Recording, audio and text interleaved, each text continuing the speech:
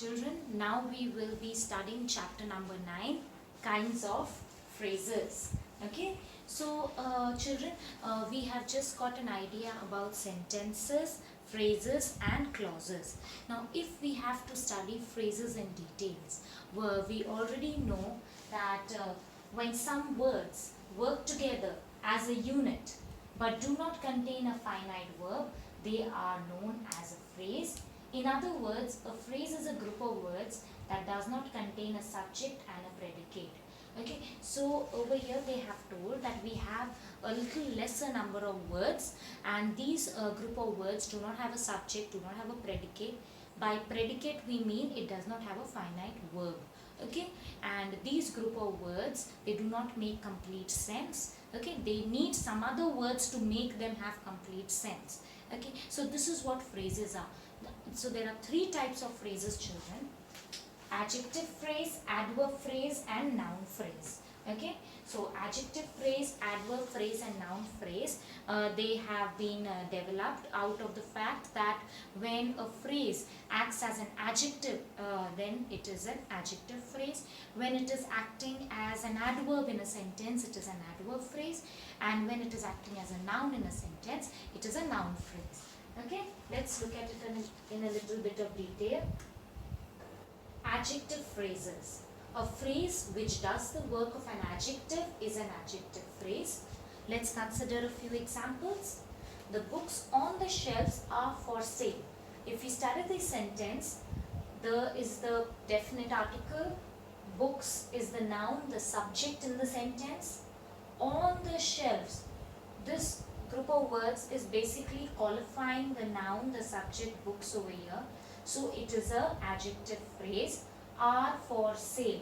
Okay, are for sale becomes the predicate. Okay, with the verb. So this particular phrase, the phrase is made up of on. On is the preposition, there is the definite article, and shelves is the noun. So if you see, children, this adjective phrase has a preposition, has a definite article and has a noun. So it is not necessarily the the phrase should constitute of adjective only. It can constitute of different things, and at the end of the day, what role is it serving in the sentence, what work it is doing in the sentence, that is what matters. Okay, next, we saw a bird with beautiful feathers. Okay, so we is the subject, saw a bird is the predicate, with beautiful feathers is basically describing the bird over here. So this is an adjective phrase. Okay, and here we have is made up of with is the preposition, beautiful is the adjective, and feathers becomes the noun. Okay, so over here it does not matter what kind of words the phrase is made up of. Okay, why it does not matter? Because what matters is the work it does as a whole, as a unit. What kind of words are constituting in that phrase lose their identity once they stand as an adjective phrase. Okay, have you seen a flying fish? The eagle, flying high up in the sky, looked down at the cattle grazing below. Okay, so in the first one, have you seen a flying fish? So flying over here is an adjective. Okay, it is describing the fish, it is qualifying the fish. But over here, the eagle flying high up in the sky. Okay, so over here, flying is basically the ing form of fly. Okay, high is the adverb of degree. Okay, up is the adverb of place. In the sky, okay, in is the preposition, the definite article and a noun. So this is basically constituting of so many different types of words, but it is actually an adjective phrase. Okay,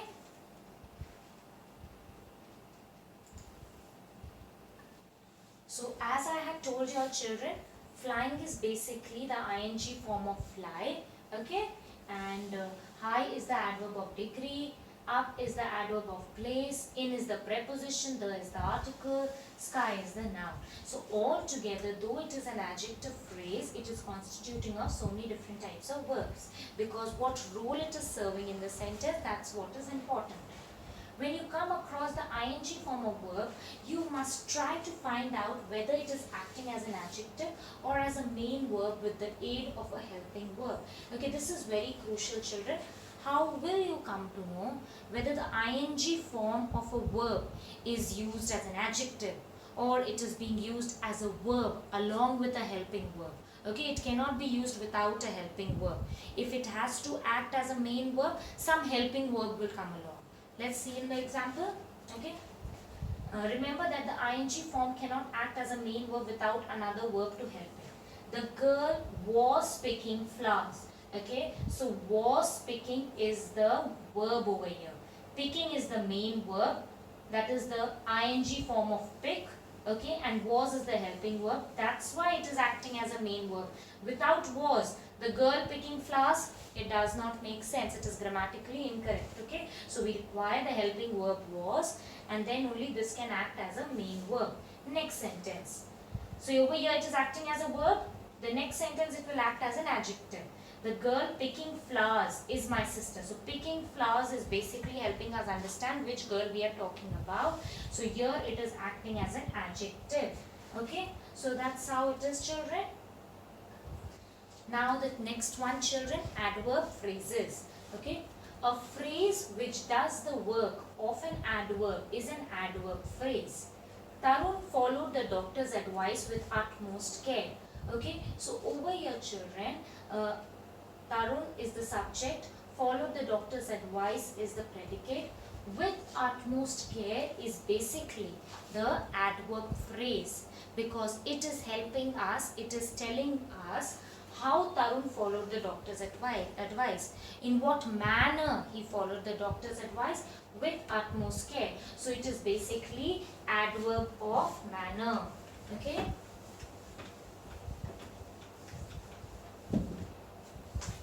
So the first one we are considering is manner. Okay, so over here it's telling us in what manner Tarun followed the doctor's advice, with utmost care. So adverb of manner. Okay, the play will begin in about an hour. Okay, so the play is the subject, will begin is the predicate.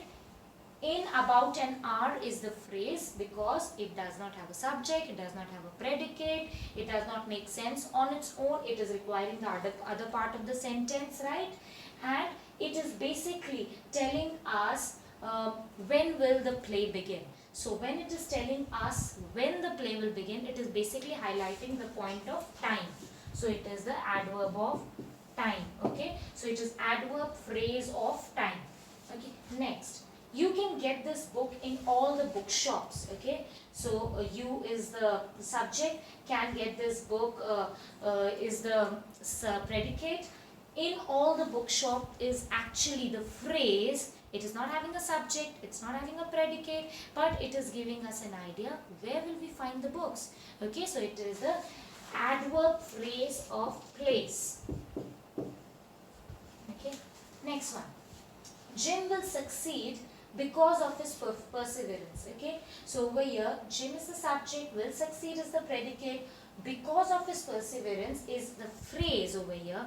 It does not have a subject, it does not have the predicate, but it is actually telling us how will Jim succeed. So it is reason, it is telling the reason why will Jim succeed. So it is the adverb phrase of reason. Okay. Next, if possible, let me have 2 tickets please. So there is a condition over here. This condition is dependent upon the idea whether the ticket is available. So you give me the ticket if the tickets are available. So when such a condition is there, first of all, if possible becomes the adverb phrase of condition.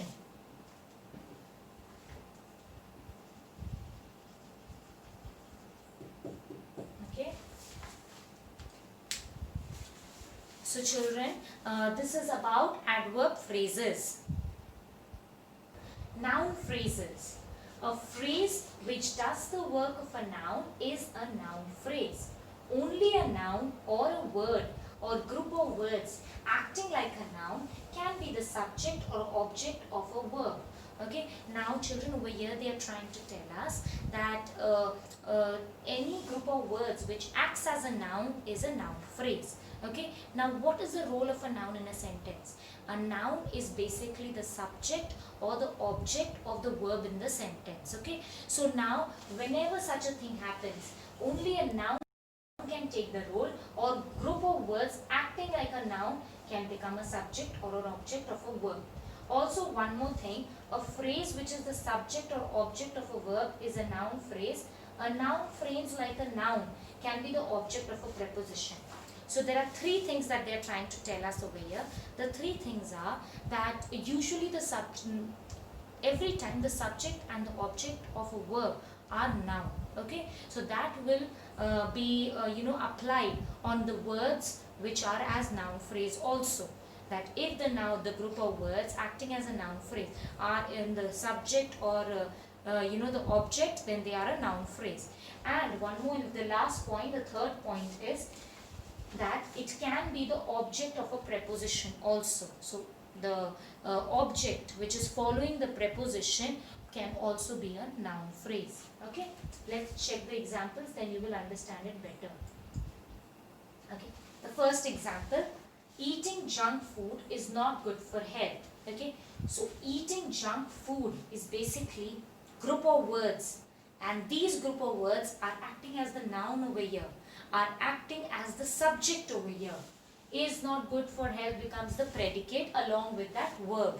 Okay, so eating junk food is basically the noun phrase over here. Okay, does not contain a subject, does not contain a verb, so it is a phrase. It is the subject of the verb is. So is the verb and this is the subject of the verb is. It is therefore a noun phrase. Very simple and clear. Now we'll study about an object of the verb. Anand enjoys playing chess. So Anand is the subject, enjoys is the verb, playing chess is the object. Okay, but playing chess is basically a group of words which does not have a subject or a predicate, and it is basically acting as an object in the sentence. So this is a noun phrase. Okay, the next one, mother made a cake with lots of chocolate and cream. Okay, so in this sentence, lots of chocolate and cream is a noun phrase and the object of the preposition with. Okay, so with is over here, it is coming after with, so it is the object of the preposition with. Okay, this is all about the noun phrase, the adjective phrase and adverb phrase. Okay, in the following videos we will be studying about the types of sentences and types of clauses. Thank you, children.